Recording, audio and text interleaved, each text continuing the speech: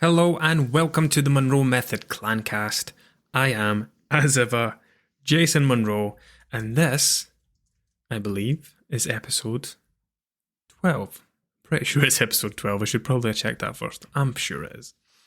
I'm a bit late in posting this. I had a super fun, action-packed weekend with my two sons at my in-laws' caravan. My wife had a big night out on Saturday night, so I went off up there for the night. Lots of fishing, lots of scatch. Do you remember scatch? You know, the gloves with the Velcro on them that you throw the ball and catch? And lots of other fun things as well. So, I'm a little bit late in posting this. But here we are. There was a very good question in the group. And it's probably a topic that needs to be discussed. And it ties in nicely with a conversation I had elsewhere on the topic of medication and weight gain. So, the question I was asked in the group, if I can just get it up again, was podcast question. Do genetics play a role in weight loss / fat loss? My immediate answer to this was going to be no, but that's ridiculous because the question you've asked is, do they play a role? So yes, they play a role.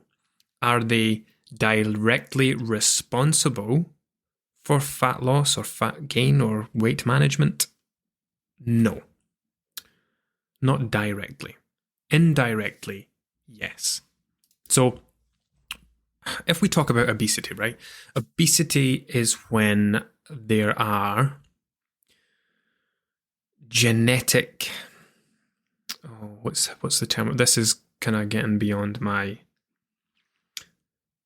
kind of area of expertise, right? But it's when there are gene changes to certain genes in the body that change the way our body regulates itself, okay? So obesity is the result of a chronic energy imbalance in a person who consistently takes in more energy from food and or drink than their body needs to fuel itself, okay? They gain weight the exact same way as the rest of us do. The problem when it comes to obesity is, in that instance, I don't know why I've kind of honed in on obesity here, but because we're talking about genetics, this is what I think of when I think of genetics and weight gain or weight loss. I always kind of lean towards, I think of the obese population because they regulate themselves differently, right? So if we think about how genes control energy balance, our brain regulates our food intake by responding to signals in the body, okay, received from fat, the pancreas, the digestive tract, and these signals are transmitted via our hormones, okay? That's what hormones do. So when we think of hormones around nutrition, we think of leptin, insulin, ghrelin, and I think there's other things involved as well. But again, that's getting beyond my area of expertise. So the brain coordinates all of these signals with other things that are feeding it information, and then it sends instructions to the body. We need this, so now would be a good time to eat. We don't need any more of this, so now would be a good time to stop eating. That's what we're talking about when we talk about, like hunger and satiety. So when we're talking about leptin and ghrelin. So leptin is a hormone that decreases your appetite. Ghrelin is a hormone that increases your appetite, okay? And these are supposed to work in conjunction with one another to help us achieve a kind of equilibrium, if you will, with our energy levels. Now, in people with obesity, these regulations, people with obesity don't regulate their body weight in the same way. There are imbalances, okay? They are genetically driven to consume more than they need. They don't regulate themselves the same way as people who don't have obesity, who don't have these particular genes that lead them to want to consume more. So this is what I'm talking about when I say that genetics are not directly involved. Try to decide if that's a correct thing to say. Yes, they're not directly involved. Your genetics are not just making body fat magically appear. Genetics are not making it. They're not directly stopping you from losing fat. However, indirectly, through the behaviors that they encourage and the things that they encourage. But your genes are not your destiny. So here's an example, right? We live in an obesogenic environment. We have 24/7, 365 access to food. Shops are open for 24 hours. McDonald's are open for 24 hours. Shops are open 7 days a week. You are never more than a 10-minute walk, depending where you live, I suppose. But you are never too far from somewhere to buy food or to go and eat out or to take away, right? We could eat all day, every day, if we so wished.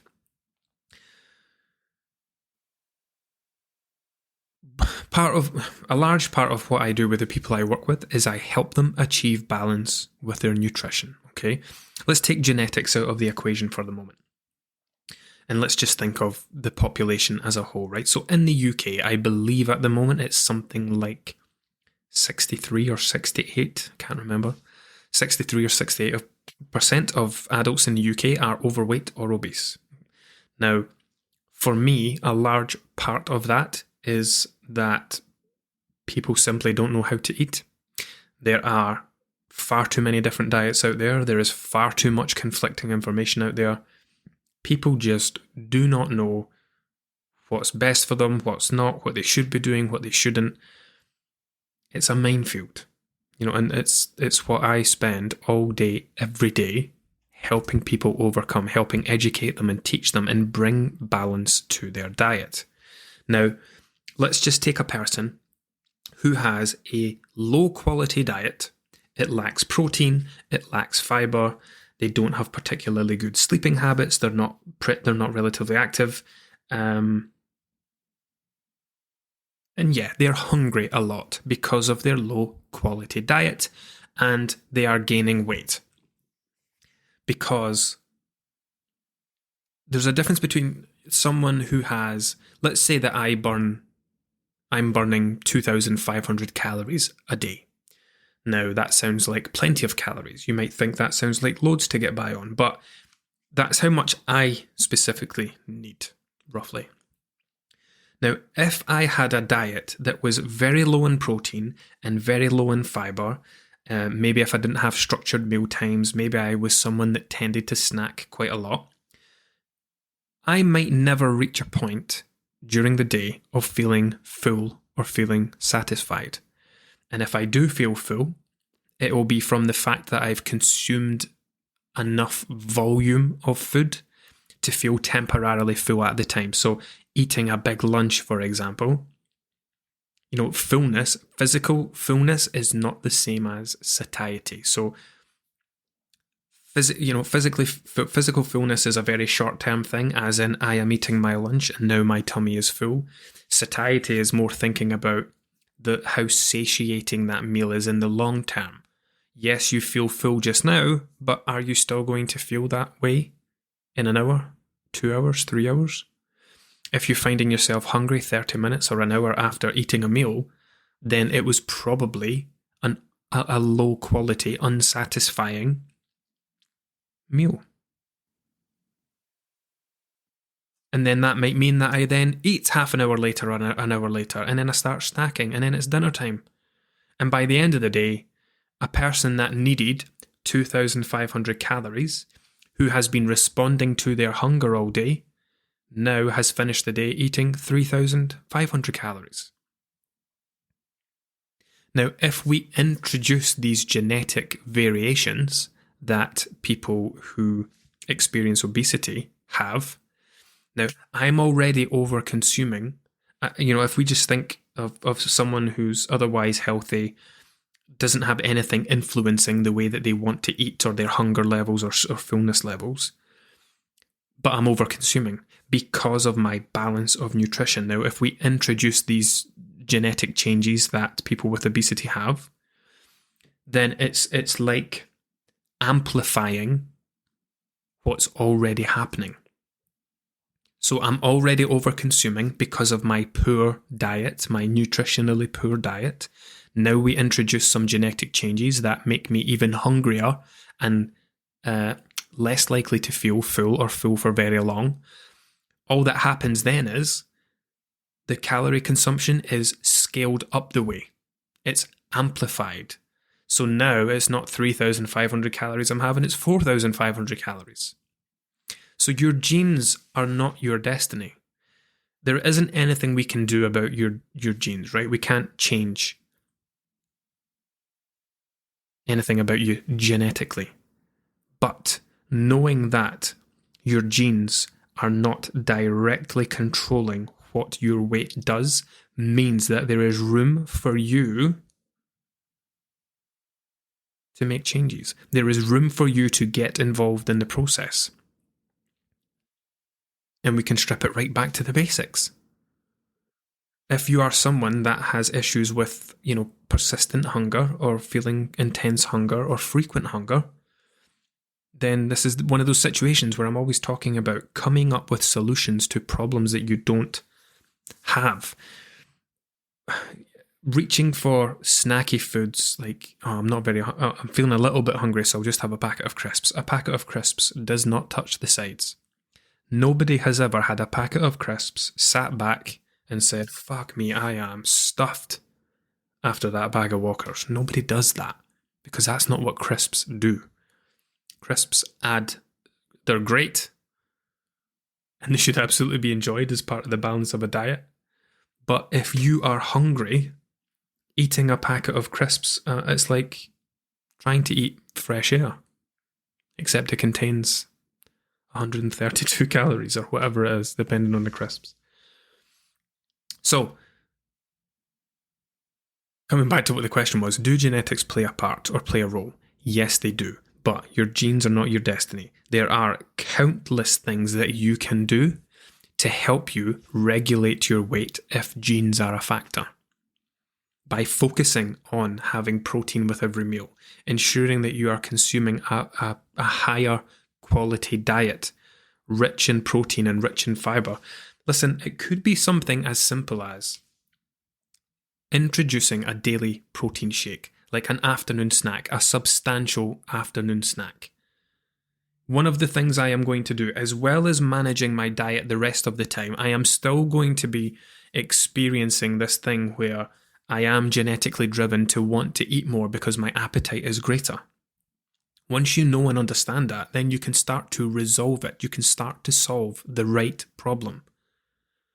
So if I tell you that of the 3 macronutrients, carbs, fats, and protein has the highest satiety rating of the 3. That's why a diet rich in protein will give you more physical satisfaction. Maybe not mentally, because people get very bored of just eating protein.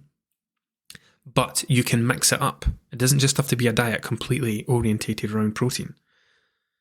If you introduce something as simple as a protein shake as an afternoon snack, taking a look at times of the day where you are most hungry, right?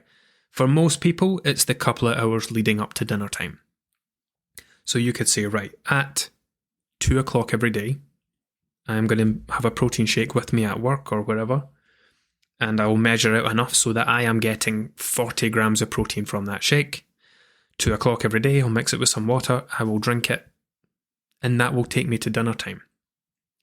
Now, if you think about what someone might do the rest of the time, let's come back to the crisps. Let's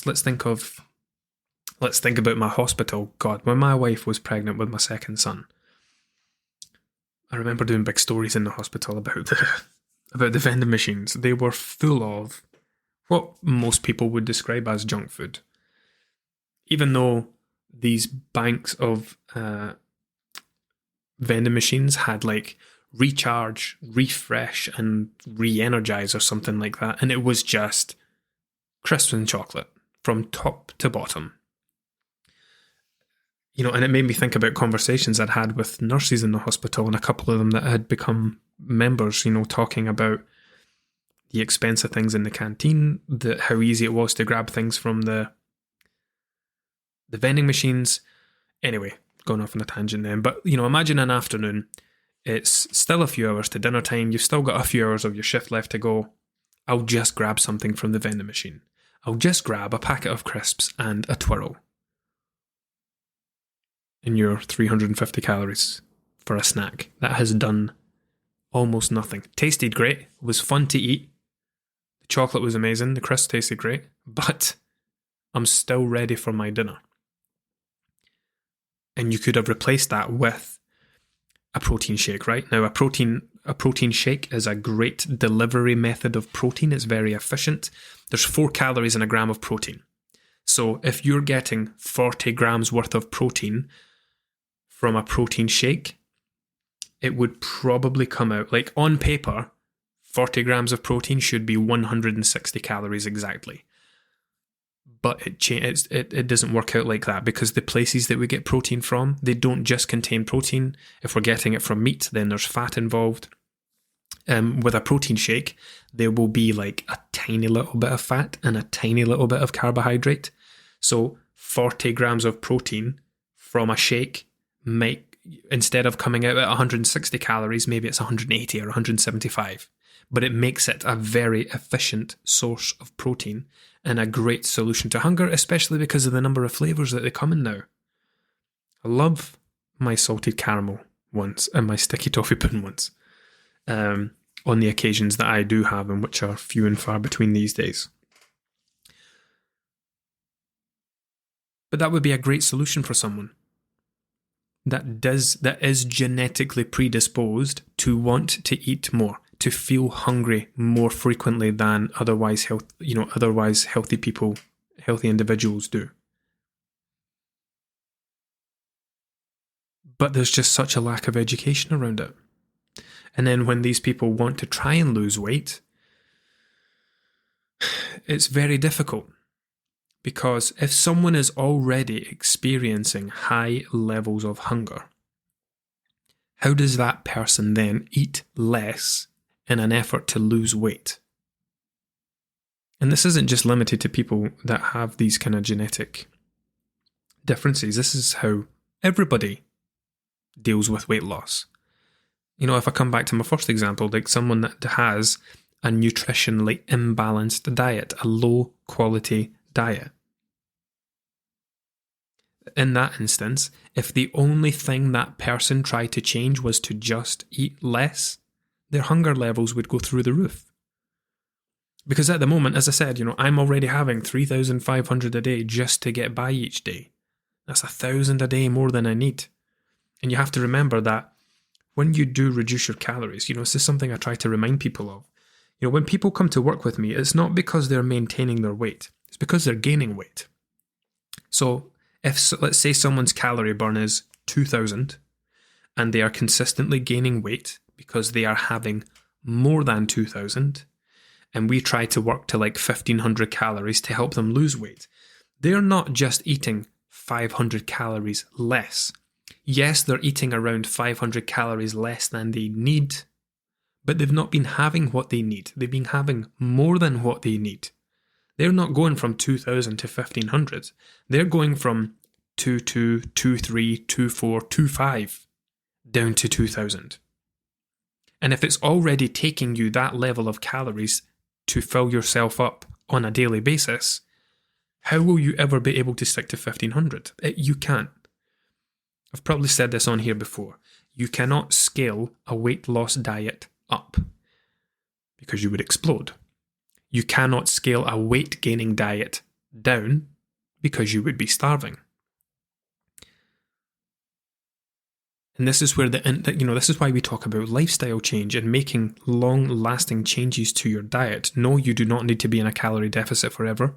And no, dieting does not need to be sustainable, because if you sustained a deficit, you would eventually die. Oh man, that should be a topic for another one. Should dieting be sustainable? No. Dieting doesn't need to be sustainable. It only needs to be sustainable for as long as we need to do it.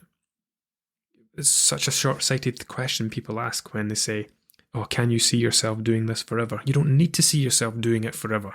Why would you need to do something forever in order for it to help you achieve a short-term goal? Anyway, definitely a topic for another episode. But yeah, when we talk about making lifestyle changes, we're not just talking about making a temporary change in order to drop some weight to go back to normal again. We are talking about developing a deeper understanding of how our bodies work, gaining an education in how energy balance works and how the reasons behind why our weight goes up and down. This is what I do with everyone I work with. That's why education is such a key part of everything that I do. From the minute someone joins and starts watching the welcome video and works through the welcome pack, they're already starting to learn more than they ever have done about nutrition. And we're also putting a lot of the myths to bed. On top of that, we post daily posts every single day covering a crazy amount of topics between my coach Louise and I. And then at each of their fortnightly check-ins, like I've done a bunch of check-ins today. 2 or 3 of them ran into the 35-minute mark because, as I was reading through their check-in, there were so many opportunities to educate and inform and enlighten and help that person no longer think nonsense that they used to believe. Okay, here's this thing that you've been talking about. Let me just explain that a bit more to you to not correct them, but correct the thoughts that they have around it. Here, this is probably a thing that you've heard in the past when you were at Slimming World or Weight Watchers or whatever it was. Here's the correct information, and going deep into that. Education is so vital. And this is why talking about things like this in genetics, like so much blame and focus is placed on the external when the role of these things, we can how do I want to phrase this? The involvement of genetics is minor in terms of the things that we can do to overcome them, right? So let's say that someone does have obesity, but they have a terrible diet as well. So they have a terrible diet, plus they're hungry all the time. They don't function normally in terms of their hunger and satiety signals. There are countless things that person can then do to improve that. There are so many, basically everything that I already do with my clients, I could start doing with them, plus adding in some extras like I've just said, identifying certain times of the day where you experience the most hunger. Yes, you've just had your lunch. Yes, your dinner's coming up in a couple of hours, but you are starving mid-afternoon. Let's throw a protein shake in there. Make sure it's one that you really enjoy the taste of. And let's solve that temporary hunger in between. So yeah, it's your genes are not your destiny. There's nothing you can do about them, but with a bit of problem solving and the right help and developing a deeper understanding of yourself and your kind of habits and needs and wants each day, and then implementing things at each of these. That's what problem solving is. I don't know if I've spoke about it before, but that's what I do every day. I'm a creative problem solver. We do a check-in. We talk about a bunch of stuff. They let me know things that they're struggling with, and then I work with them to come up with solutions. And anyone can do that. So, do genes play a part in, what was the word in? Find it again. Do genetics play a role in weight loss? Yes, they can play a role. They are just not... They're not the lead singer, right? They're a backup dancer. They're not directly controlling your weight, but they will certainly influence the things that dictate your weight. And that's a beautiful segue into medication and how medication does the same thing. So there are many medications where weight gain is listed as a side effect. Now, the reason I want to talk about this is that I've been talking recently with many people about handing over the responsibility of our weight over to the external, blaming external factors. The reason that my weight is where it is because of that. And it creates this kind of disconnection between our choices and the things that we are doing and the direction that our weight goes, because ultimately your weight goes in the direction that you choose, whether you realize it or not. Nobody sets out to intentionally gain weight. You don't wake up saying, do you know what, I am going to pile on the pounds today. We don't do that. Instead, we make choices and decisions that lead to that outcome. Medication is very similar to what I was saying with genetics. So, an easy one, steroids. Steroids will list weight gain as a side effect. Now, it is not because the minute you start taking steroids, you pile on a bunch of muscle or your body just starts creating fat out of nothing. Steroids can influence your appetite. So if someone starts taking steroids for whatever reason, I mean, I'm not a doctor, but I do know that my younger brother had asthma quite badly when he was younger, and when it got particularly bad, he was given courses of steroids to try and fix these kind of respiratory issues. So let's say it's someone with respiratory problems and they've been given a course of steroids, or maybe you've got a skin condition, right? Steroids are used to clear up a skin condition. However, you might gain some weight, not because the medication is making you gain weight, but because part of what steroids do in the body might be to increase your appetite. And if it increases your appetite and then you start to snack more or you start to eat more, or you start snacking between meals, maybe you're eating late at night, it's the introduction of these extra calories and these new habits. Because if that then leads to you consuming more calories than you need, then you will gain weight. So you can see how there's an indirect link between that, right?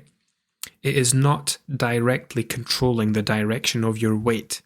It is playing around with internal forces that control the direction of your weight. Antidepressants will list, anti-anxiety medication, they will list weight gain as a side effect. Now this one can go a bit differently. Sometimes it can lead to weight gain, sometimes it can lead to weight loss. It depends on how you respond. So let's say that you are someone that when you're experiencing low mood, maybe you don't feel like eating. So you start taking these new antidepressants. They make you feel a bit kind of sedated. I remember the first ones I ever took, I felt like a zombie. I felt very slow, like I was going in slow motion. I did not want to eat anything. I didn't want to do anything. And that's the other angle I want to come at it from. So let's say you start taking this medication and it affects your energy levels. You don't feel like you have as much get up and go. You start looking for more opportunities to sit down. If someone was monitoring your energy expenditure, your calorie burn, they would see a dip in it. So you could have someone that starts taking a new medication and they become much less active than they are. Then, is it doing anything to their appetite? Is it making them hungrier? Is it reducing their appetite? Is the reduction in activity meaning that the person is sat down, they're feeling kind of bored, maybe their thoughts are turning more towards food, and maybe they're going to spend more time eating, not because it's done anything to their appetite, but because they're feeling tired all the time and maybe looking for an energy boost and they're turning to food for it. And then there is the actual side effect of weight gain. If we think of things like the pill. What's the word I want to use for that? Contraception? Yeah, it's a contraception, right? The contraceptive pill, there we go, that's what I was looking for. If we think of the pill can massively influence fluid retention. I've worked with quite a few people who have been, they've had a goal of falling pregnant, right? So they'll join, we'll work together, and they'll start to lose, they want to lose weight, they want to achieve a healthy BMI to give them the best chances of fertility and a healthy pregnancy. So we'll work together for some time, they'll lose some weight, and then the time will come where they come off the pill and they're ready to start trying for a baby. I have seen some crazy drops in people's weight from coming off the pill. Sometimes I've seen it not do anything at all. I mean, generally speaking, when people start to take the pill, their weight will increase, but as the body gets used to it, then it generally goes down again, the fluid retention. But then there are people who take the pill, they retain more fluid than usual, and it just never goes away. Until the day where they stop taking the pill, and honestly, I have seen some, not many, but I have seen some of these people's weight just go whoosh. And it's nothing to do with losing fat at all. It's just water weight that's left the body. Anyway, yeah, there are, of course, medications that will influence your weight through fluid retention. So I guess the kind of point I want to get across here is that regardless of what else is going on, regardless of external factors, taking medication, genetics, whatever, it ultimately always comes back to energy balance, calories in and calories out. Now, while that is a simple equation, and while it's as simple as if you have more than you need, you will gain weight, if you have less than you need, you will lose weight, it can be more complex, okay? It's an oversimplification to say that, your weight is just calories in and calories out. It is far more complex than that. And there are many different ways to achieve calories in, calories out. But having an awareness of potential stumbling blocks, shall we say, around things like medication, or if we're talking about, genetics as well, once you start to develop that deeper understanding of yourself and actually take the time to consider and start coming up with right solutions to the right problems. And when I say that, I mean, if let's just say I start working with someone who is obese and they want to get their weight under control, and we start working to the balance of nutrition I encourage, and their hunger levels come down, their energy levels increase, and their weight starting to come down, right? And we're going through the check-ins every couple of weeks and things are going great. But we're talking about, we're getting past the kind of 2, 4, 6, 8 week point, and motivation's not as high as it was in the beginning. It's not as exciting. And then that's when we really start to get into it. Like, oh, here was this situation where I missed my breakfast and then I was super hungry at this time. So I did this and then that threw me off for the rest of the day. That's when we really get into helping with the kind of mindset and lifestyle changes. So in that instance, we'll be like, right, if you ever find yourself in this situation again, here is what I think you should do. Here would be a great way to resolve that. We can't change the past, but we use the past to change the future. And as you start to learn more about yourself, more about your eating habits, more about the way that you think and act and feel around food, combined with these kind of creative problem-solving moments, so that, rather than doing what you normally do in that instance, you now have a default list of 3, 4, 5, 6 things that you can do in its place. So yes, there are these genetic factors that are working under the surface and driving certain forces that influence your weight, but you can do more with your actions than they can. You can have a much greater influence over your weight than these kind of genetic undercurrents. And the majority of that comes down to making these, first of all, getting an education in real world nutrition, not made up fairy tale, Slimming World, Weight Watchers stuff. And then spending time getting to know yourself and getting to understand your habits and starting to bring balance to your diet. I mean, if someone does have obesity and they start to make improvements to their diet, let's just say this person needs 3,000 calories a day and they're having 4,000. And then let's say I start working with them for a while. Let's say they join my group and I start working with them. Now we address the balance of their diet and we get them to a point where they are able to get by each day on the 3,000 calories that they need. That is a huge step in the right direction. No, we're not helping them lose fat yet, but fuck me, we've stopped them from gaining weight. We have put the stoppers on weight gain simply from making some changes to their diet. Remember, there is a huge middle ground between gaining weight and losing weight. And people forget that. It's so incredibly overlooked. Remember, your issue is that, for people listening to this, right, it's probably people that are trying to diet, yo-yo dieted for most of their life, right? Your issue is not that you have weight to lose. Your issue is that you do not know how to not gain weight, right? You repeatedly find yourself in a position where you have weight to lose. Now, the solution to weight gain is not weight loss. The solution to weight gain is the opposite of weight gain. No, that's not quite. I mean, it depends on what you think the opposite is. What is the opposite of gaining weight? Not gaining weight. Nah, the opposite is losing, isn't it? Anyway. Going from not gaining weight to maintaining your weight, that is a huge step in the right direction, and that would be a great first stepping stone. You know, because if you've been spending the last 6 months gaining weight and you find something that helps you stop doing that, then fuck me, you've already won a watch. Then after that, you can start to make the changes to get things going in the opposite direction. Anyway, your genes are not your destiny.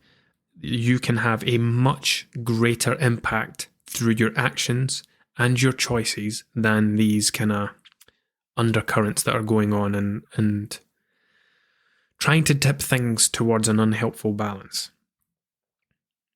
So yeah, I hope that's been helpful. I don't have anything else to say on the topic. This is a nice, brief one. Normally I'm on an hour mark. Like I said, it's not intentionally. I seem to end up talking for an hour each time. So, I hope this has been helpful. As ever, reach out to me if you would like to talk about any of this. Jason@munronutrition.com. I don't hand that out to anyone. Nobody gets that. That's my personal email address. I'll never put it on here. So if you do want to get me directly, Jason@munronutrition.com. Reach out to me on Instagram. Reach out to me in the group on the Daily Post if you've listened to any of these episodes. Let me know if you enjoyed it, if it was helpful. Take a screenshot, put it on your Instagram stories, tag me. The more people that can hear things like this that add value to their day instead of the stuff that just detracts from the value of our day, the more people we can help. So thank you for listening as ever, and I will see you again in 2 weeks' time.